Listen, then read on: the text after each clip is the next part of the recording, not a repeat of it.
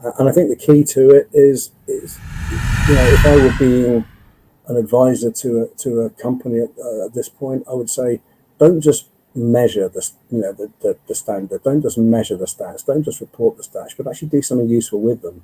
Because if you do actually understand the standards, if you do understand the metrics that are being required, then you'll probably have a far better capability of actually improving what you're doing from an energy efficiency, from a capacity management, from an ESG perspective, but actually also just from a bottom line cost perspective. You can reduce your cost by focusing on some of these things.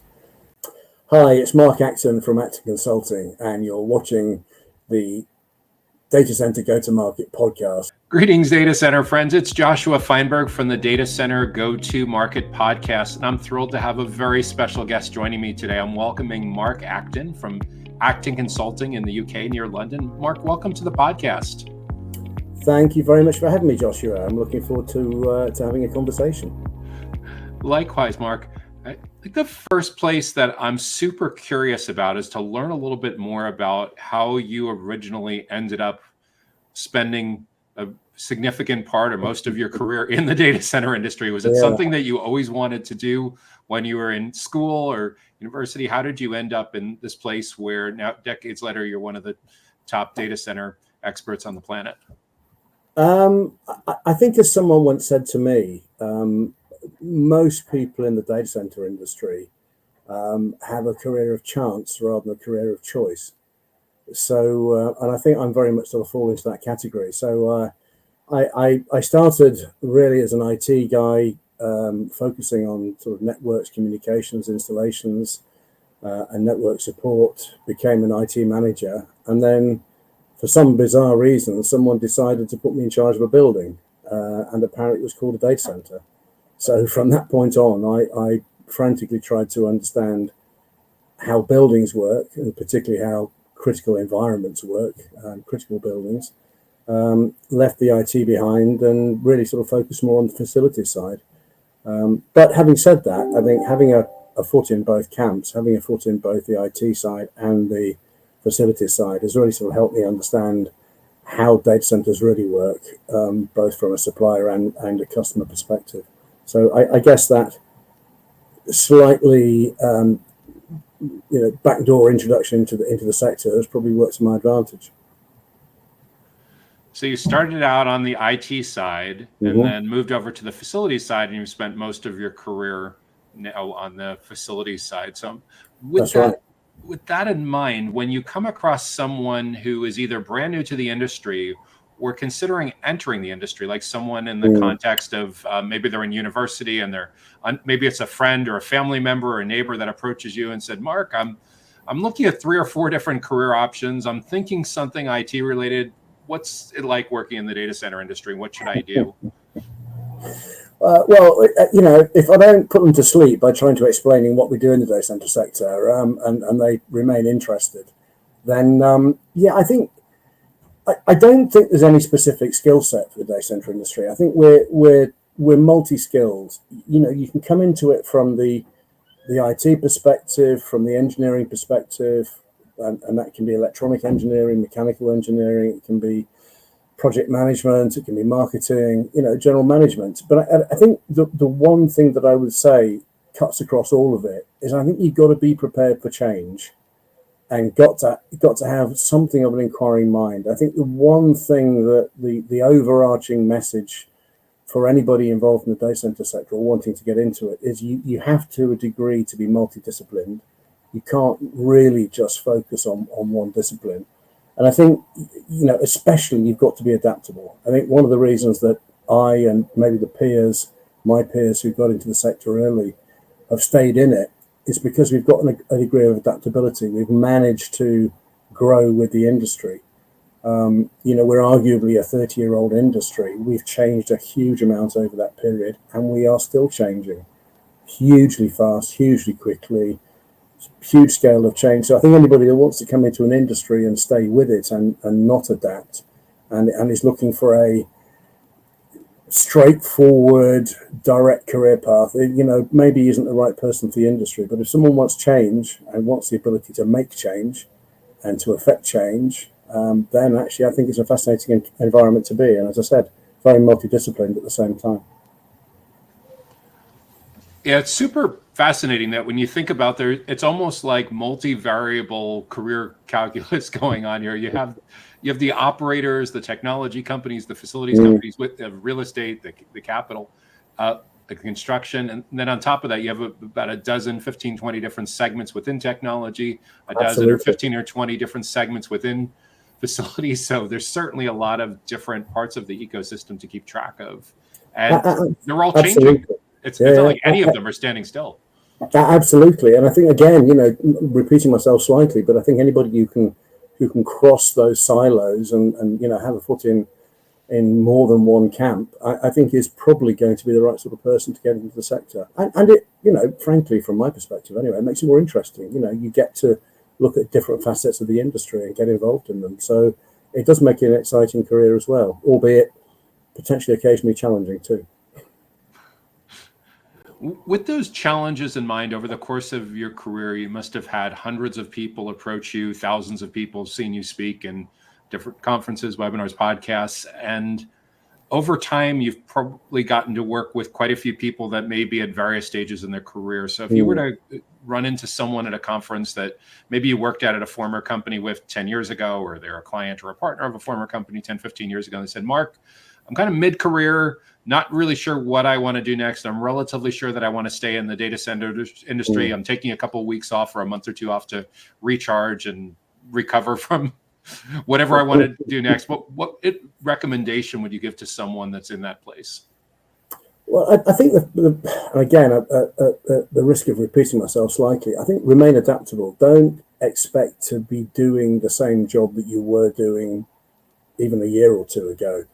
Be prepared to look at the way the industry is changing, and it is changing rapidly. Look at the way the industry is adapting and adapt to it, work with it, look at the opportunities. I mean, at the moment, if we look at the conversations around things like AI, the increased power densities, immersion cooling, directed-chip cooling, there is so much going on. And I think, what I would advise anybody to do is look at those new niches, those new opportunities, and try and get ahead of that and try and push in that direction rather than just staying inflexible, trying to expect to be able to do things the way they've always been done, or do the same sort of job that you may have done in the past. I think the other thing that I would always say, and there's one thing I would absolutely reinforce in the data center sector, is networking. We're actually a very small industry. Someone once described it as both a close and a closed community. And it's a small industry worldwide. So I think the more that anybody can do is to build up their network, to stay close to people, to exploit the people they've met in the past or are currently meeting. I think, that's a huge component. And I know that's true of any job. I mean, networking is absolutely, key in any job. But I do think, particularly in the data center sector, there's a truism that people buy from people, but actually in the data center sector, we're hugely risk averse.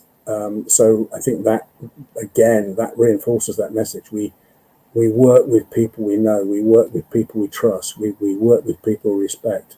And so I'd absolutely reinforce that for anybody who wants to either stay in the sector or rejuvenate their career in the sector.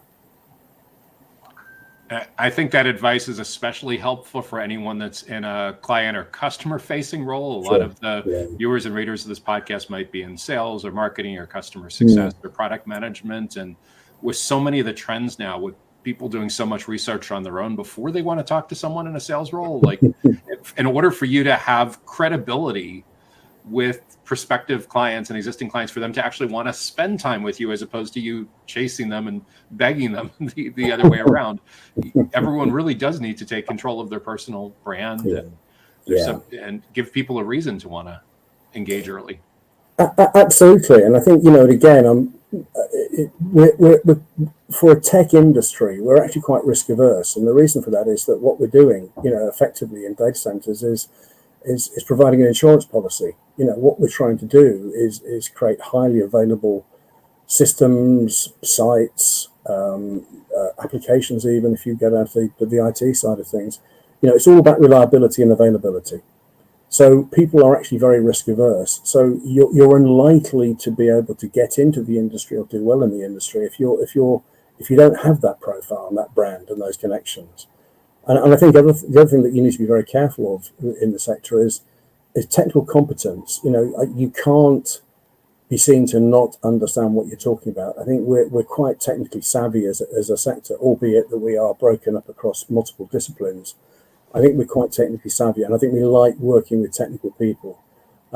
Ironically, I think I always say, I say it slightly jokingly, but with maybe a slight degree of truth. We're a bunch of Luddites in a high tech industry, and by that, we don't really like change. It's surprising. We want to kind of do things the way we've always done them. But the irony is that the industry is absolutely not letting us do that. So we're maybe slightly quite schizophrenic in that respect. So. I've actually seen quite a bit of that. I've noticed that a lot of SaaS companies seem to be a few years ahead of the digital infrastructure industry when it comes to how they're going to market in a lot of their playbooks. And I get pushback sometime with people that says, well, our buyers are different. I'm like, oh, they look like a lot of the same CTOs and CISOs and everything that SaaS companies are selling for. So maybe 10 years ago they were different, but today you might want to check their preferences. Absolutely. Yeah, no, I agree with you. Yeah. Mark, when you look out at the data center industry across the UK and across Europe and globally, I know there's a lot of changes coming in regulation and standardization, especially in the EU. What mistakes do you see enterprise data centers and data center operators making with those standards, and what recommendations would you give them to get back on track? Well, I think the first mistake they're making in many cases is not being aware of them. I suppose that's the first one. I think also with the standards, I think it's easy to misrepresent the standards. I mean, you look at something like PUE, for instance. A lot of people think they understand it, but they really don't. It's overused. It's used in the wrong way. So yes, people have heard of standards, vaguely aware of them, but they're not really sure what the derivation is, what the primary source is, how they really work. And so, my advice to anybody, reference to standards and KPIs for the sector is go and look at the ISO 30134 series and understand it, understand what it means. And if you don't know that series actually defines what PUE is, and how it works, then you probably need to do some catching up. The thing I would also say though is that Europe's taking a little bit of a lead, I think, in the whole ESG and sustainability area, particularly with regard to data centers. So we've got a lot of regulation coming through, which is actually now active. The CSRD regulation, which is the Corporate Sustainability Reporting Directive, the EED, which is the Energy Efficiency Directive. And we're now being required to report on our data center activities in the context of those directives, which do reference the KPIs within that ISO series. And I'll repeat it just in case anybody didn't pick it up last time, is the ISO 30134 series. Go and look it up. It's coming to a data center near you, whether you like it or not. So I think Europe's taking a lead. I think there's a lot of companies that aren't ready for the reporting requirements. I think the European Commission, that is, are going to be fairly lax over the first year or so. I think they're going to be fairly tolerant of people not reporting correctly or just getting it wrong, not willfully, but through genuine error. But they are going to tighten it up. There's no question. And with regard to EED, in particular, the French government have recently said that misreporting in relation to EED can result in jail sentences for company directors. So it is going to be taken seriously. And if you're not a European company, don't think you're out of the woods, because any operation within Europe that has a data center of more than 500 kilowatts of IT load, or I think it's 150 million turnover, that's euro turnover, is going to be caught up in these regulations. So even if you're an external operator, if you've got an operation within Europe of that scale, then you're going to be caught up by it. And I also think that other governments the UK government, the US government. I think they're watching to see what happens in Europe. Whether they will follow suit exactly, I doubt.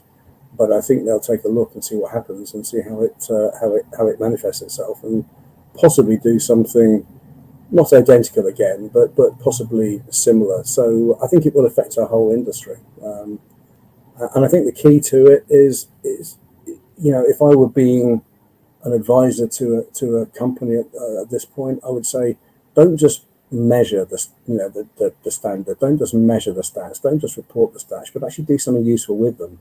Because if you do actually understand the standards, if you do understand the metrics that are being required, then you'll probably have a far better capability of actually improving what you're doing from an energy efficiency, from a capacity management, from an ESG perspective, but actually also just from a bottom line cost perspective. You can reduce your cost by focusing on some of these things.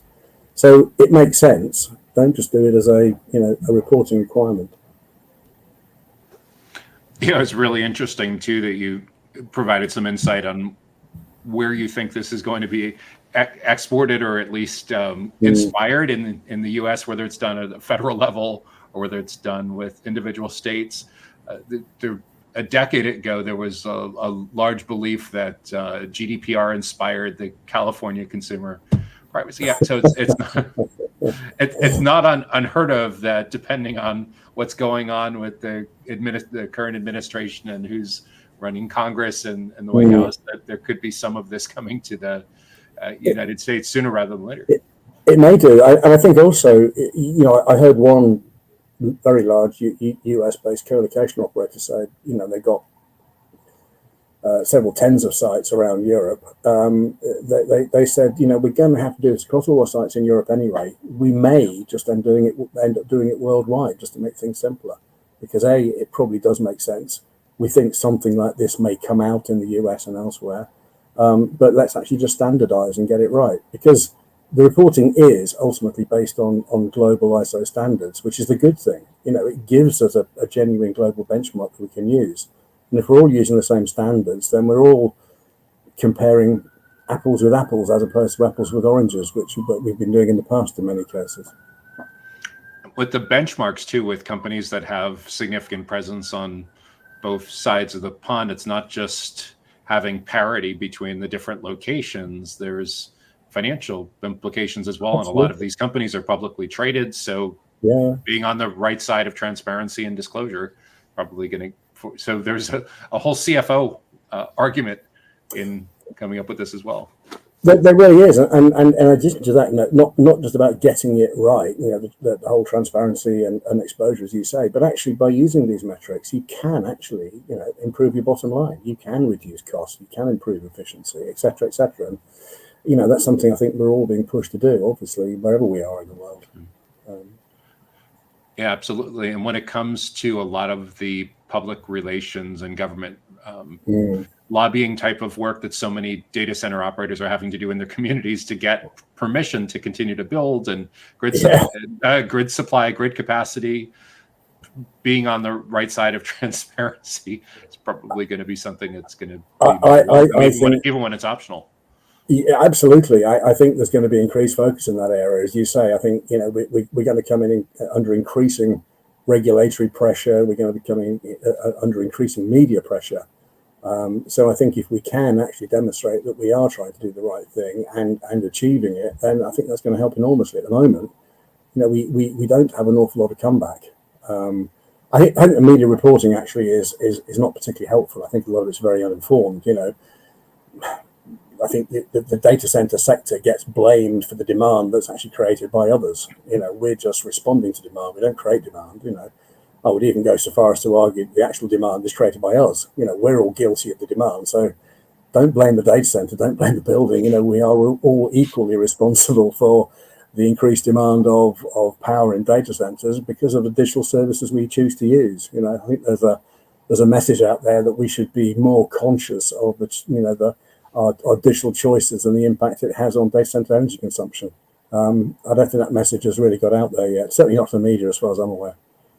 And there's a lot of different externalities. I was just reading a little earlier today about how more lower cost electric vehicles are coming very, very soon. And if you think about when you take a walk or ride around your neighborhood and you see 10%, 20% of your neighbors driving EVs. What happens when it's 50 or 75%? It's all the same grid.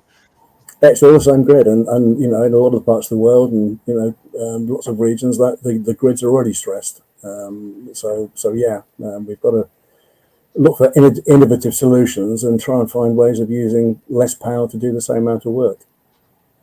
The Data Center Go-to-Market podcast is sponsored by DCSMI, elevating the role of sales, marketing, and go-to-market GTM professionals in the growth of the data center industry. To stay informed about upcoming episodes, make sure that you subscribe to the Data Center Sales and Marketing newsletter on the DCSMI website that can be found at www.dcsmi.com. Again, that URL is www.dcsmi.com.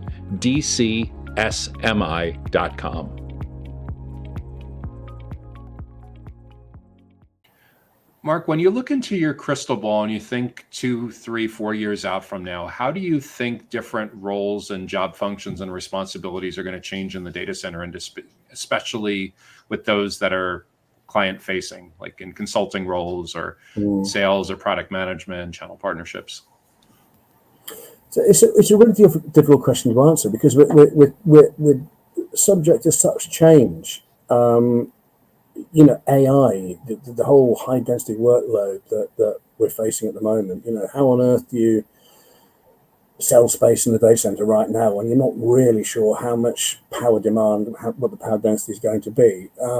So I think it's a very, very difficult question to answer. And again, I'll probably go back to one of my previous answers and say it's all about being flexible and being able to adapt to changing conditions. What are we going to look like? I think we're going to look like the same people. But I think we'll probably have slightly different skills. I think we're probably going to have to be a bit more technical. I think the idea that a data center is going to be a data center product is going to be a standard product, a traditional tier 3 type co-location center, I think is going away. Those sorts of workloads will continue to exist. They're not going away. Not everything is going to go to your 50, 60, 70 kilowatt workload to satisfy HPC or AI demand. That is going to be out there unquestionably, but all the stuff that we've got going on at the moment is also going to be out there as well. So I think it's going to be a much more differentiated market. I think it's going to be much more driven by regulation, and particularly by sustainability regulation, energy efficiency, power demand. I think all that's going to play into it hugely, and I think you'll probably see more differentiation about where people go into relation in relation to power cost and the type of power that's available. So renewable power is obviously going to be a preference. The cost of that power, obviously, and that's changed massively in the last 2 or 3 years or so.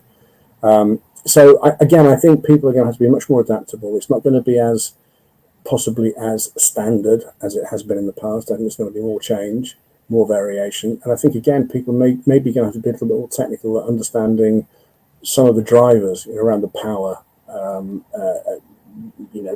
driven by the demand on the IT side.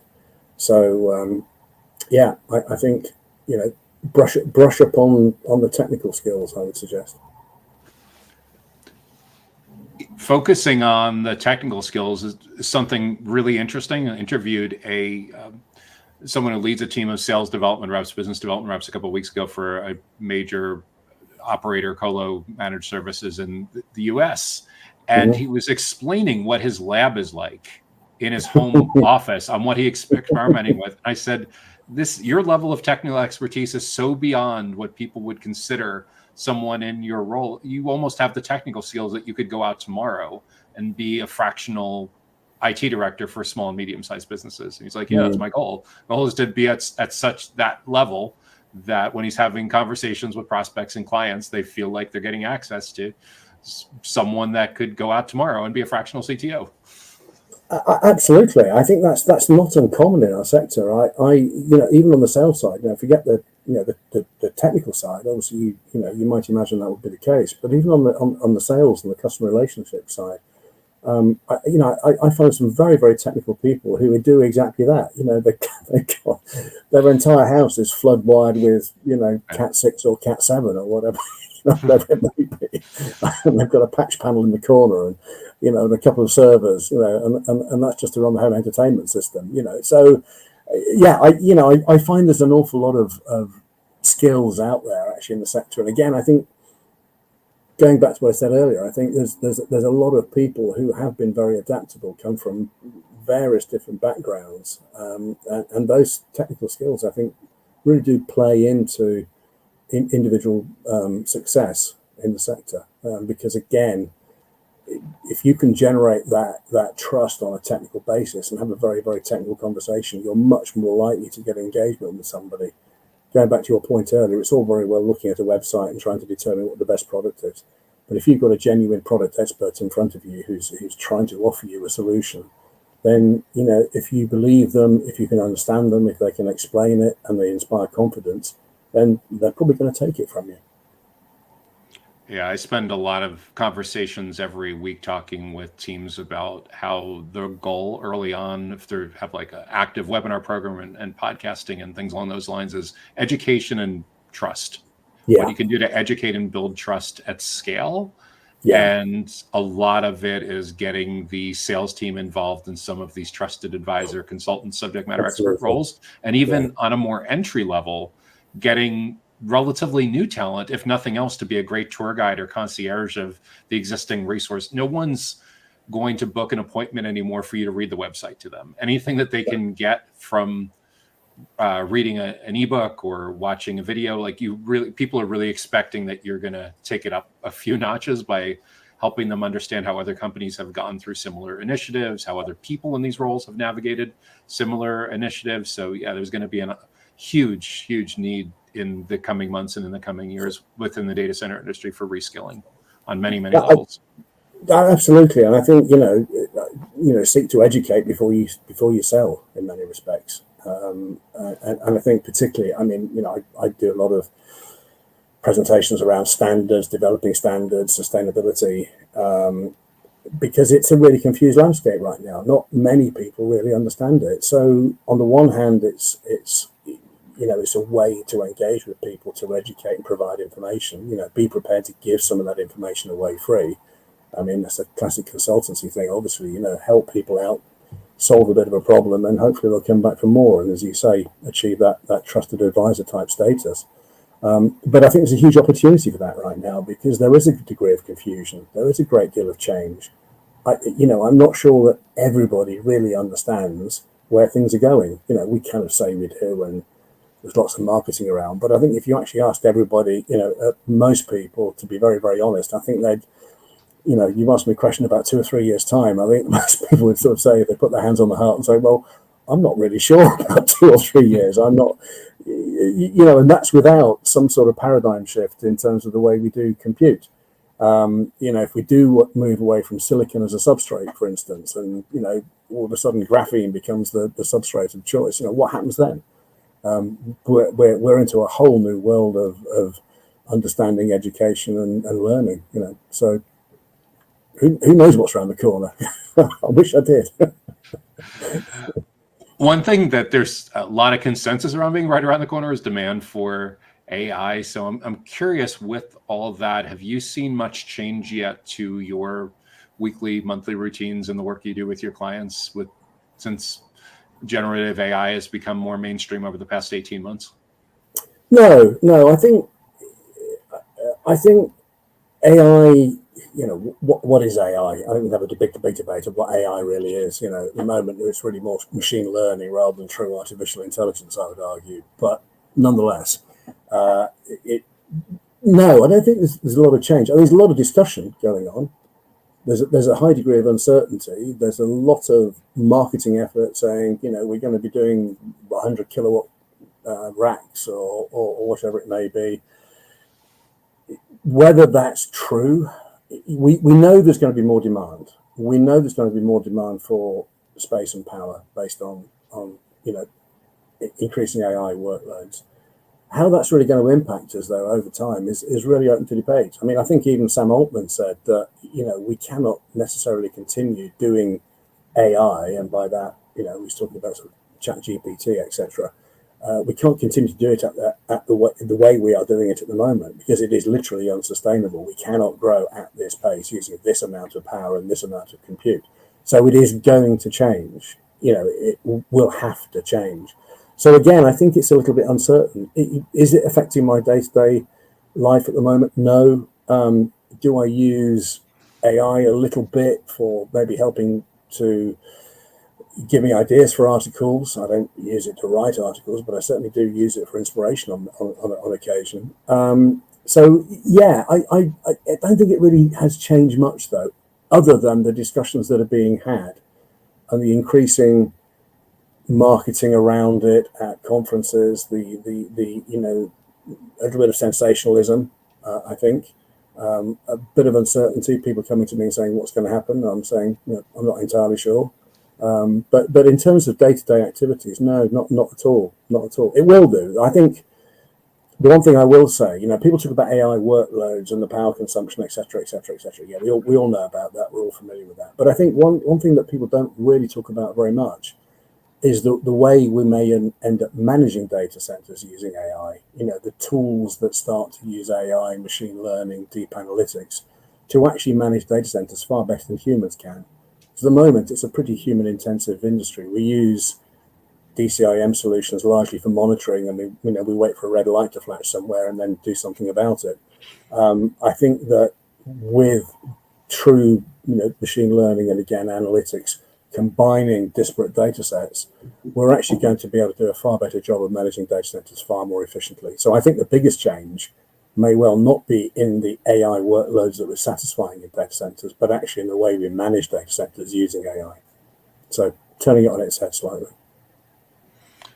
So it's going to make management, I wouldn't say easier, but more comprehensive and more adaptable to the enormous additional generation of data that's going to be coming. Yeah, I think so, and more efficient. We can get into the realm of predictive maintenance rather than preventative maintenance, for instance. Understand when something's going to fail and maintain it then, rather than just doing routine maintenance and then not being quite sure when it's going to break. So I think there's lots of things we can do with AI. We can predict far more. We can, one thing we should be doing far more of is actually managing the way the compute works. Because the biggest opportunity for energy efficiency in any data center is the compute. Compute is highly inefficient right now. Utilization rates on the IT that's actually typically deployed in data center is very low. If you're getting 15%, 20% or so, you're doing extremely well. So, that's the big opportunity for actual energy efficiency and reducing cost. So if we can do a far better job of that, then actually the opportunities for energy saving or improving capacity or more throughput in terms of workloads on a data center, that's going to be enormous, But at the moment, we're not really doing that. We're not really eating our own dog food in that sense. Mark, I want to keep bringing great best practices like this to the full go-to-market teams across sales, marketing folks, customer success, account managers, product managers, channel managers. Any ideas on who I should interview next? I think there's a few people who I think would do an extremely good job. I don't know if you've come across Lauren Long yet. Oh, no. I will send you a few industry luminaries who might offer different perspectives on the way that the industry either should work or could work or does work. One or two people with academic titles who I think maybe have an academic vision of where we could be taking things. Thinking about people like Rabbi Bazrouche and John Summers, etc. But again, I can give you some names of people who I think will give you some good ideas and some food for thought. That's awesome. Mark, thanks for sharing so generously today. I know it's been super helpful, super insightful. What's the best way for someone to follow what you're working on or get in touch with you if they want to talk more? I'm very available on LinkedIn. That's LinkedIn. Probably the easiest way. You did ask me a question about apps I might use, and I think both I and the sector in general does use LinkedIn, probably more than many sectors actually. It's something we do rely on quite a bit. So you can contact me you can find me Mark Acton on LinkedIn. I'm the guy with the blue background based in London. That's awesome. Yeah, we'll be sure to include a link with that with the show notes. And it's been super helpful as an industry to have it all coalesce around a single platform, because so many people say, I don't have time for social media. Well, you don't have to have time for all social media, just one platform, the one platform that really matters. Go. And the best part is, for anyone that's client facing, there's a really good chance that their customers, their clients, are active on there as well, if they're in any kind of I think in our sector, I think in our sector particularly, I don't think it's necessarily true in other areas, but I think for the data center sector in particular, I do think it's a very effective mechanism. Yeah, that's awesome. Thanks again, Mark. I've been speaking with Mark Acton from Acton Consulting, based in the UK, just outside of London. Really appreciate it, Mark. Be well. Take care now. Thanks, Joshua. It's been a pleasure. Thank you for having me. The Data Center Go-to-Market podcast is sponsored by DCSMI, elevating the role of sales, marketing, and go-to-market GTM professionals in the growth of the data center industry. To stay informed about upcoming episodes, make sure that you subscribe to the Data Center Sales and Marketing newsletter on the DCSMI website that can be found at www.dcsmi.com. Again, that URL is www.dcsmi.com.